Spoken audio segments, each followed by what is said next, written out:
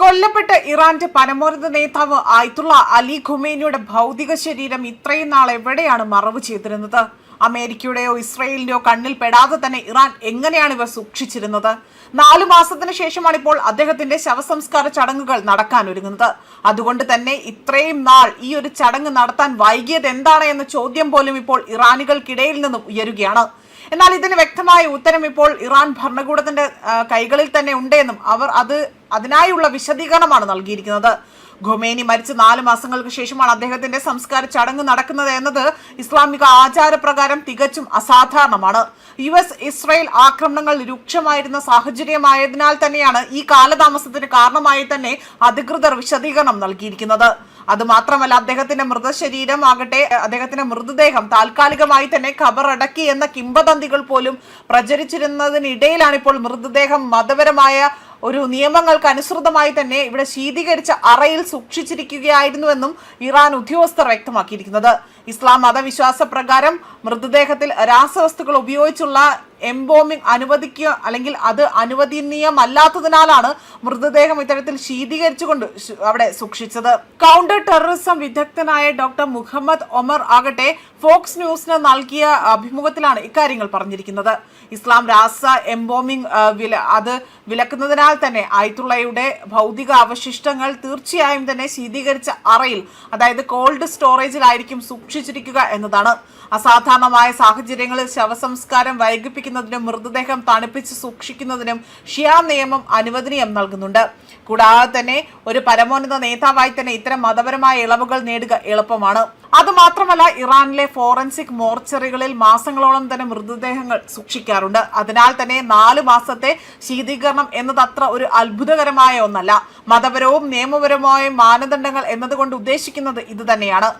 മാത്രമല്ല, ലോകമെമ്പാടുമുള്ള ഷിയ വിശ്വാസികൾക്കുമേൽ അത്രയും വലിയ സ്വാധീനമുള്ള നേതാവിന്റെ വിയോഗം ഇറാന്റെ രാഷ്ട്രീയ സ്ഥിതി അല്ലെങ്കിൽ ആ ഒരു സ്ഥിരതയിൽ വലിയ മാറ്റങ്ങൾ വരുത്തിയേക്കാം എന്നതാണ് നിരീക്ഷകർ ഇവിടെ വ്യക്തമാക്കുന്നത്. അതേസമയം രാജ്യത്ത് നിലനിൽക്കുന്ന കടുത്ത സാമ്പത്തിക പ്രതിസന്ധിയും അടിച്ചമർത്തലുകളും കാരണം സർക്കാരിനോടുള്ള ജനപിന്തുണ കുറഞ്ഞു വരുന്നതായി തന്നെയാണ് ഇവിടെ വ്യക്തമാക്കുന്നത്. അതുകൊണ്ട് തന്നെ യുദ്ധ സാഹചര്യങ്ങൾ കാരണം 4 മാസത്തോളം വൈകി നടക്കുന്ന ഖൊമേനിയുടെ ശവസംസ്കാര ചടങ്ങുകൾ ഇറാൻ ഭരണകൂടം ഒരു ജനകീയ ഹരിത പരിശോധനയായിട്ടാണ് ഇപ്പോൾ ഇതിനെ കണക്കാക്കുന്നത്. അതുകൊണ്ട് തന്നെ സംസ്കാര ചടങ്ങുകളിലും വിലാപയാത്രകളിലും പങ്കെടുക്കണമെന്നത് ഇറാനിലെ നേതാക്കൾ ജനങ്ങളോട് ഇപ്പോൾ അഭ്യർത്ഥന നടത്തിയിരിക്കുകയാണ്. നിങ്ങളുടെ വലിയ സ്വാധീനം ഭീകരതയുടെയും ആക്രമണത്തിന്റെയും ഭീഷണിയുടെയും യുക്തിക്കുള്ള ശക്തമായ മറുപടിയായിരിക്കും.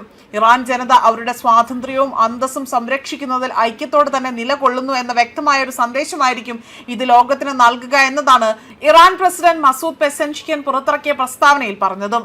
നഗരങ്ങളിൽ 1.5 മുതൽ 2 കോടി വരെ അനുയായികളെ അണിനിരത്തിക്കൊണ്ടാണ് ഇറാൻ ഭരണകൂടം ഇവിടെ ഈ ഒരു വിലാപയാത്ര ലക്ഷ്യമിടുന്നത്. ഇതിനായി തന്നെ ഗതാഗതം, താമസം, ഭക്ഷണം എന്നിവയെല്ലാം തന്നെ ഭരണകൂടം തന്നെ ഒരുക്കിയിട്ടുണ്ട്. ഖൊമേനിയുടെ മരണവും മകൻ മുജ്തബ ഇറാന്റെ അവിടുത്തെ 3ാമത്തെ പരമോന്നത നേതാവായി തന്നെ അവിടെ അധികാരമേൽക്കുന്നതും ഇസ്ലാമിക് റിപ്പബ്ലിക്കിന്റെ 47 വർഷത്തെ ചരിത്രത്തിലെ നിർണായക നിമിഷമാണ്. പിതാവ് കൊല്ലപ്പെട്ട ആക്രമണത്തിൽ ഗുരുതരമായി തന്നെ പരിക്കേറ്റ മുജ്തബയെ യുദ്ധം തുടങ്ങിയ ശേഷം പൊതുപരിപാടികളിൽ ഒന്നും തന്നെ കണ്ടിട്ടില്ല.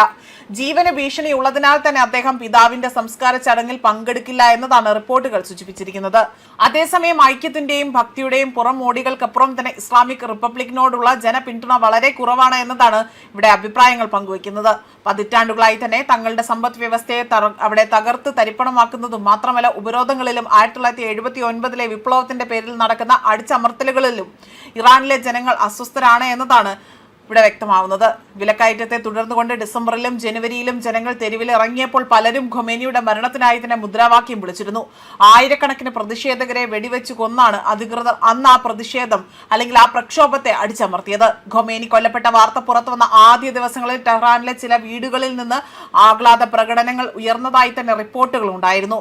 വിലാപയാത്രയെ ദേശീയ ഐക്യത്തിന്റെയും പങ്കുവച്ച ദുഃഖത്തിന്റെയും നിമിഷങ്ങളായി തന്നെ അവതരിപ്പിക്കാനുള്ള ശ്രമങ്ങൾ നടക്കുന്നു. ഔദ്യോഗിക പ്ലാനിംഗ് ബോഡി പങ്കുവച്ച വിലാപയാത്രയുടെ ചിഹ്നം ആയത്തുള്ള അലി ഖൊമേനിയുടെ അടച്ചുപിടിച്ച മുഷ്ടിയും അതിനൊപ്പം തന്നെ നാം ഉയരണം, വി മസ്റ്റ് റൈസ് എന്ന മുദ്രാവാക്യവുമാണ്. അതേസമയം ഇറാൻ വിപ്ലവത്തിന്റെ പിതാവായി തന്നെ കണക്കാക്കുന്ന ആയത്തുള്ള അലി ഖൊമേനിയുടെ വൈകാരികമായ അവസാന വിലാപയാത്രയിൽ നിന്ന് വ്യത്യസ്തമായ ചില നിലവിലെ അതായത് ഈ വിലാപയാത്രയിൽ നിന്ന് വ്യത്യസ്തമാണ് നിലവിലെ ടെഹ്റാനിലെ അവസ്ഥ എന്നതാണ് പറയുന്നതും. ന്യൂസ് ഡെസ്ക് കർമ്മ ന്യൂസ്.